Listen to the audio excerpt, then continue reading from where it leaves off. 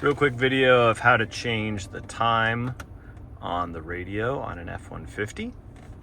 So two different ways to do it. If the radio is off and you hit menu, you'll get select hour. Hit it again, you get select minutes. There's no other options here.